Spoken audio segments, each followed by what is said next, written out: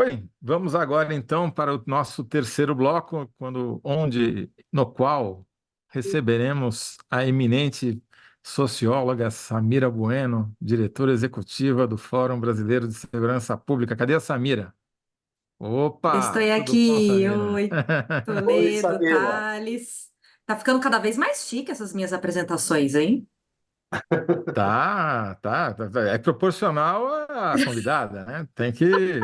Agora ela é internacional, acabou de divulgar ontem um relatório em inglês, Thales. Não é pouca coisa, não. Tive que É ler em E bom? inglês o relatório. espanhol. E Bi... espanhol. Trilingue. Trilingue. Trilingue. Tá Parece pensando até que... um ex-presidente brasileiro, falava todas as línguas, e tal. É, Samira, a nossa pauta hoje é extensíssima, né? Nós temos que falar de maconha, de saidinha, de letalidade policial, mas vamos começar por essa novidade que vocês divulgaram, que o Fórum Brasileiro de Segurança Pública divulgou ontem, né? Com esse relatório comparando a letalidade e a violência policial em vários países da América Latina. Qual que é para dizer, usar o linguajar jornalístico, qual que é o lead dessa história, já que você já está sendo treinada para ser rebaixada de socióloga a jornalista? Sacanagem. Bom, o relatório traz informações sobre mortes por intervenções provocadas por policiais e vitimização de policiais em 9 países da América Latina.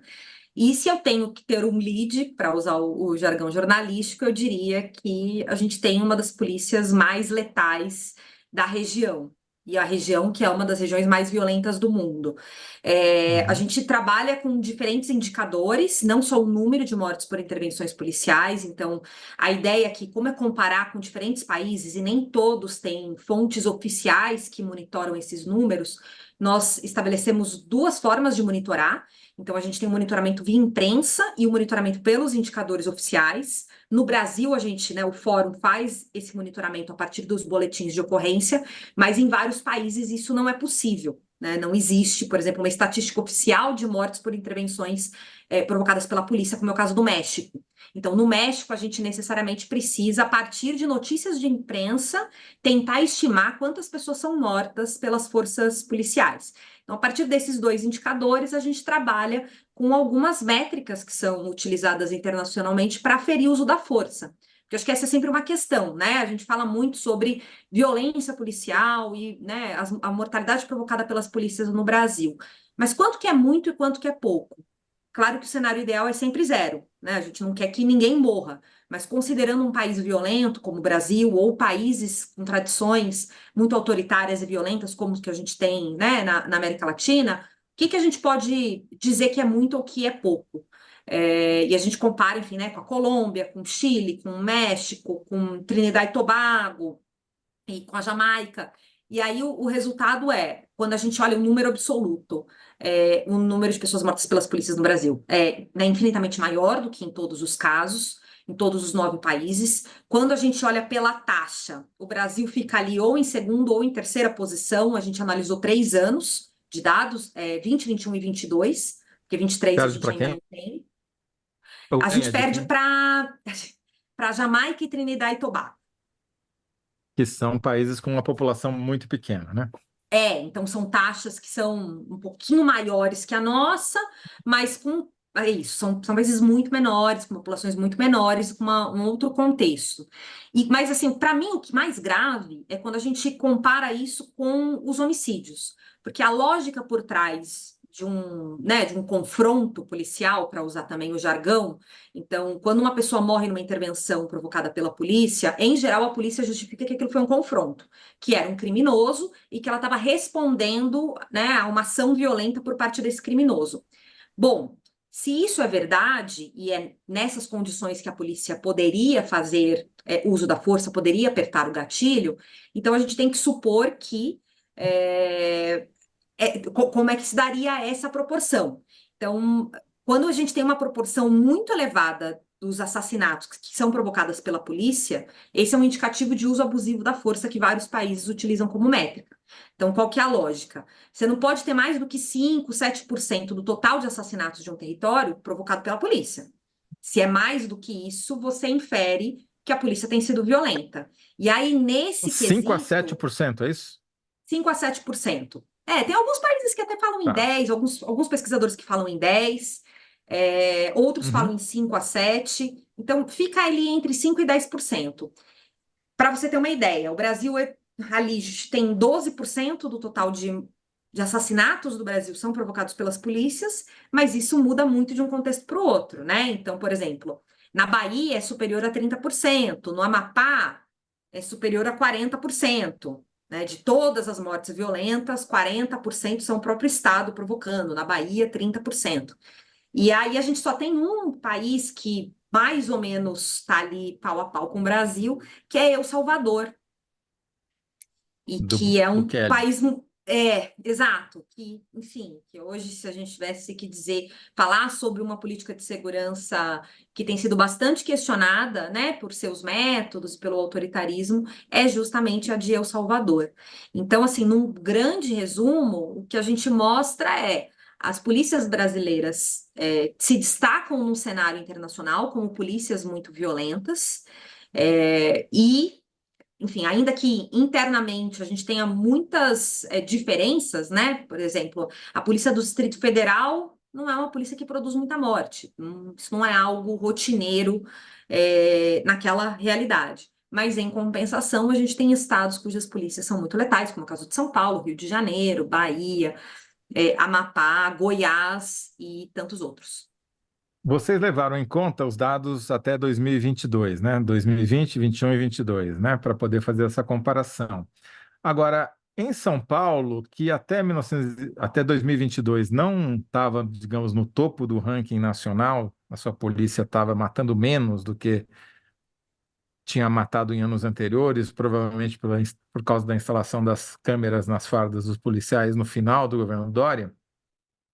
Reverteu essa tendência, né, Samira? A gente já fez vários programas com você aqui falando sobre o aumento indiscriminado da letalidade da PM de São Paulo durante o governo Tarcísio de Freitas e que só aumenta, né? Começou a aumentar no segundo semestre do ano passado, com a primeira operação Escudo, depois veio a Operação Verão e agora tem mais uma operação.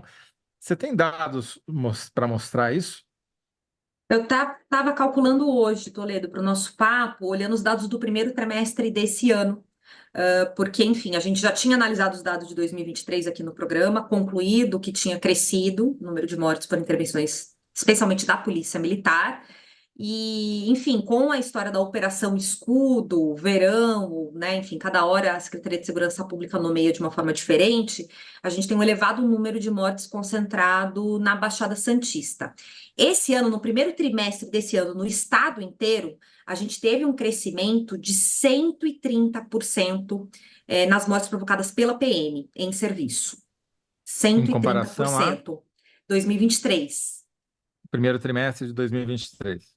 Exato, mesmo período de 2023. Então, cresce Uhum. 130%. E aí, o que que eu queria chamar atenção nessa análise? Bom, mais do que duplicou, a gente teve 76 mortes nos 3 primeiros meses do ano passado, nesse ano 175. Então, né, isso mostra sinal de alerta do desmantelamento de uma política de controle do uso da força. Mas tem uma informação interessante. Esses dados têm base no sistema do Ministério Público, do GAESP, que monitora diariamente o número de mortes por intervenções, os boletins de ocorrência, e tem a informação do batalhão. Então, a gente fez uma comparação dos batalhões que têm câmera corporal e dos batalhões que não têm câmera corporal, para tentar entender. A variação foi a mesma nesse período? Uhum.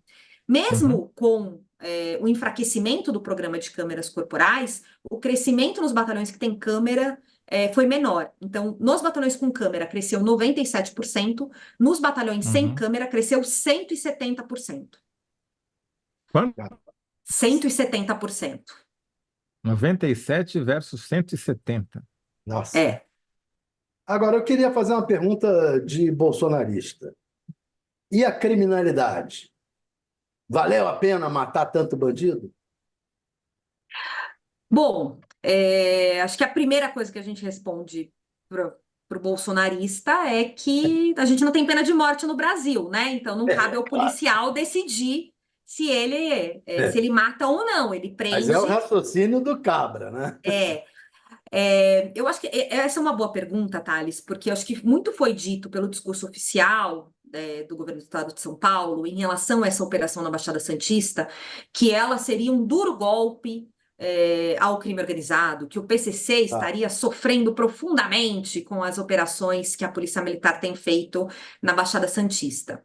E assim, eu fui algumas vezes para lá no primeiro trimestre desse ano, né, acompanhando a ouvidoria de polícia, várias entidades da sociedade civil acompanharam essas missões, e a verdade é que a gente está falando de territórios extremamente vulneráveis, de favelas de palafita na beira do mangue, assim, num nível de, assim, de extrema pobreza que chega a ser um escárnio dizer que lideranças do crime organizado vivem naquelas condições. Né? Assim, é um escárnio com a população, de nos fazer crer que a gente está, de fato, resolvendo o problema do crime organizado.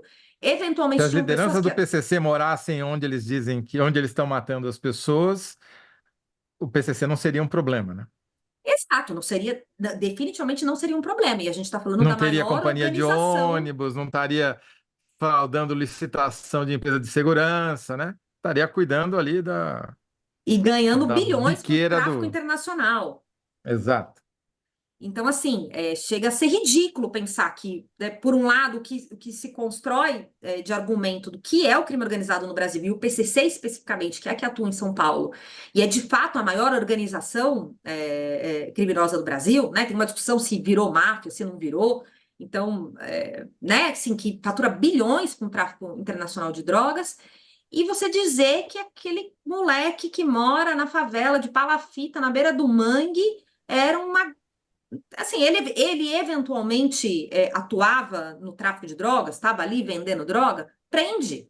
Se ele está cometendo algum ilícito, prende e a justiça O se ponto é que a encarrega gente nem sabe, de né? puni-lo. A gente A não grande fica nem. questão é, Não é muitos não isso? tinham Porque. passagem.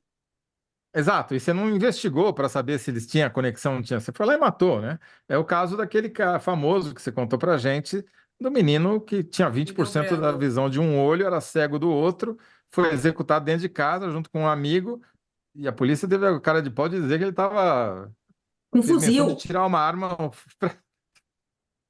Então, assim, o um garoto era fuzil cego, morreu. mirassônica, né? Porque. Não, e igual o Ildebrando, que era, né, a gente tem o Ildebrando que era cego, estava dentro de casa, a rota invadiu e o executou dentro do próprio quarto, mas a gente tem caso de um jovem que era esquizofrênico que foi executado, a gente tem um senhor que andava com muletas e que supostamente teria trocado tiro, e eu acho que assim, e aí de novo para o mundo bolsonarista, né, essa ideia de que o combate violento ao crime é que vai resolver o problema da violência no Brasil, quando a gente dá margem para a polícia fazer o que ela quiser na ponta, é Uhum. muito importante lembrar que esse descontrole tem efeitos nefastos na tropa toda. Então, isso não se desdobra apenas naqueles policiais que estão atuando na Baixada. Então, a gente tem hoje um episódio de uma criança de 7 anos que foi baleada no rosto no Paraisópolis, né, que tudo indica pela arma de policiais que depois foram ali procurar as cápsulas que eventualmente teriam ficado caídas. A gente tem um caso de um cadeirante que foi agredido por um policial dentro de casa, que jogou o armário em cima dele. A gente tem o caso de uma moça LGBT que sofreu violência, né, foi agredida dentro do metrô por um policial. Então, não é à toa que tudo isso está acontecendo, né? Todos esses exemplos são uma amostra do que, né, um liberou geral para a polícia pode provocar. E também para ajudar a responder a pergunta do Thales, o que aconteceu com o assassinato de policiais?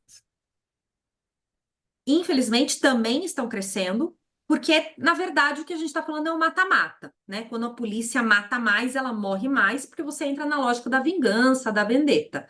Então, os números de policiais que tinham, né, chegado aos menores níveis da história, em 30 anos, a gente não tinha tido um número tão baixo de policiais assassinados como a gente teve em 2021 e em 2022.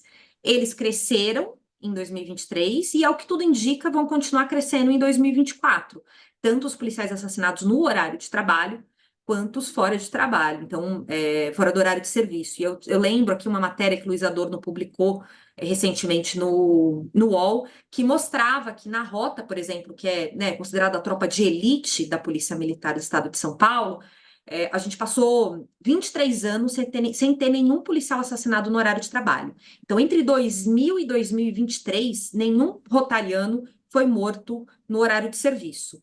E aí, com essa política do DERIT, em apenas 6 meses, a gente teve 2 assassinatos de policiais da rota no horário de trabalho, que foi o soldado Reis, em agosto do ano passado, e o soldado Cosmo, no início de fevereiro desse ano, e os 2 que acabaram, enfim, né, a partir delas que eclodiu as operações Escudo, e muito provavelmente Uhum. agora a gente tem uma nova com o desaparecimento de um policial militar no Guarujá. Bom, eu infelizmente Desculpa, vou policial ter que civil. Não, interromper essa policial militar. discussão para a gente tratar dos outros assuntos para dar tempo, mas eu queria antes fazer uma síntese dessa discussão, Samira, ver se essa aqui está correta. Brasil tem a polícia que mais mata no continente mais violento do mundo.